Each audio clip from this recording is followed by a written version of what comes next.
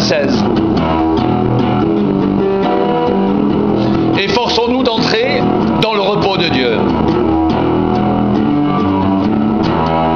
Craignons donc, tandis que la promesse d'entrer dans son repos subsiste encore, qu'aucun de vous ne paraisse être venu trop tard. Car cette bonne nouvelle nous a été annoncée aussi bien qu'à eux, mais la parole qui leur fut annoncée ne leur servit de rien, parce qu'elle ne trouva pas de la foi chez ceux qui l'entendirent.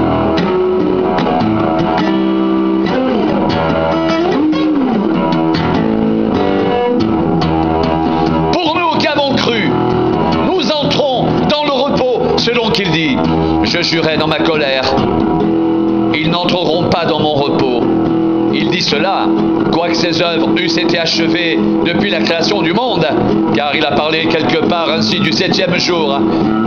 Et Dieu se reposa de toutes ses œuvres le 7e jour. Et ici encore, ils n'entreront pas dans mon repos.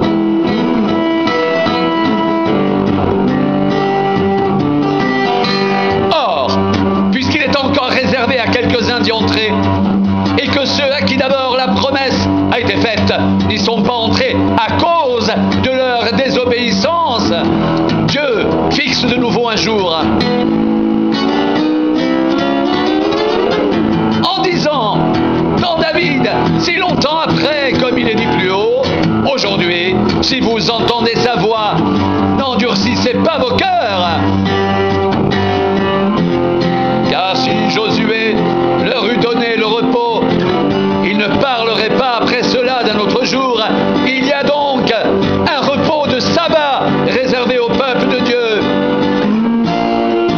Car celui qui entre dans le repos de Dieu se repose de ses œuvres, comme Dieu s'est reposé des siennes.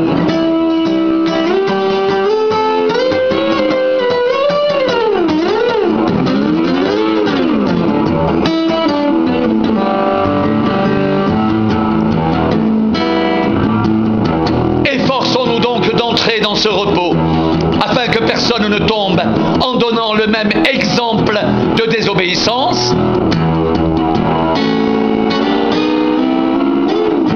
Car la parole de Dieu est vivante, efficace, plus tranchante qu'une épée quelconque à deux tranchants, pénétrante jusqu'à partager âme et esprit, jointure et moelle.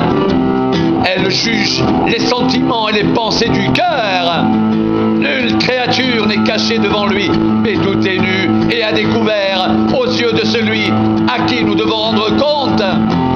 Ainsi, puisque nous avons un grand souverain sacrificateur qui a traversé les cieux, Jésus, le Fils de Dieu, demeurons fermes dans la foi que nous professons, car nous n'avons pas un souverain sacrificateur qui ne puisse compatir à nos faiblesses. Au contraire, il a été tenté comme nous en toutes choses, sans commettre de péché. Approchons-nous donc avec assurance du trône de la grâce, afin d'obtenir miséricorde et de trouver grâce pour être secourus dans nos besoins.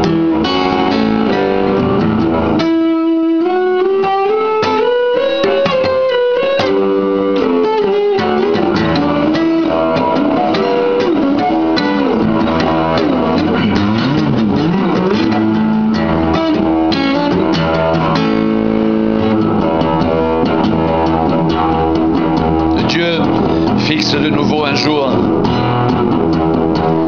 aujourd'hui en disant, dans David, si longtemps après, comme il est dit plus haut, aujourd'hui, si vous entendez sa voix, n'endurcissez pas vos cœurs. Car si Josué leur eût donné le repos, il ne parlerait pas après cela d'un autre jour. Il y a donc un repos de sabbat réservé au peuple de Dieu. Car celui qui entre dans le repos de Dieu se repose de ses œuvres, comme Dieu s'est reposé des siennes. Efforçons-nous donc d'entrer dans ce repos, afin que personne ne tombe en donnant le même exemple de désobéissance. parole de Dieu est vivante et efficace, plus tranchante qu'une épée quelconque à deux tranchants, pénétrante jusqu'à partager âme et esprit, jointure et moelle. Elle juge les sentiments et les pensées du cœur. Nulle créature n'est cachée devant lui, mais tout est à nu et à découvert aux yeux de celui à qui nous devons rendre compte.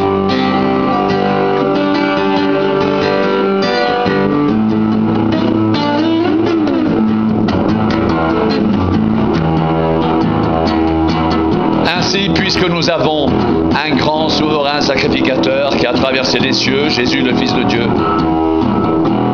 demeurons fermes dans la foi que nous professons.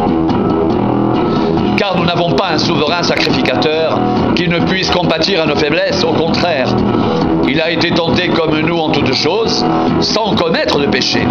Approchons-nous donc avec assurance du trône de la grâce, afin d'obtenir miséricorde et de trouver grâce pour être secourus dans nos besoins.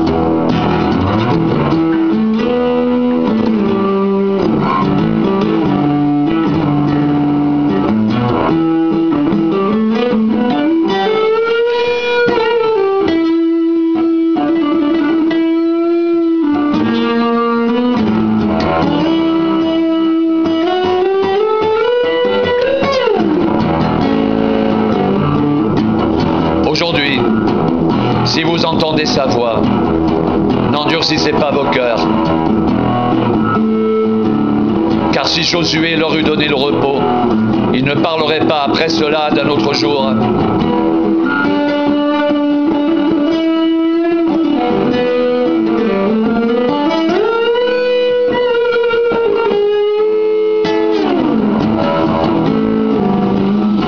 Il y a donc un repos de sabbat réservé au peuple de Dieu, car celui qui entre dans le repos de Dieu se repose de ses œuvres, comme Dieu s'est reposé des siennes. Efforçons-nous donc d'entrer dans ce repos, afin que personne ne tombe en donnant le même exemple de désobéissance.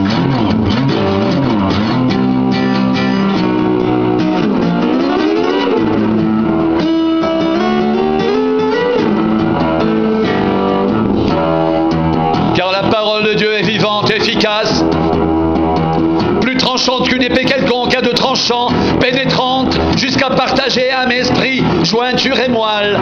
Elle juge les sentiments et les pensées du cœur. Nulle créature n'est cachée devant lui, mais tout est à nu et à découvert aux yeux de celui à qui nous devons rendre compte.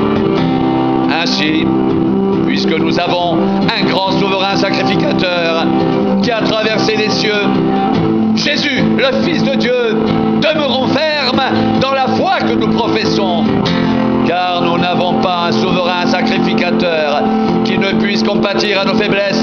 Au contraire, il a été tenté comme nous en toutes choses, sans commettre de péché.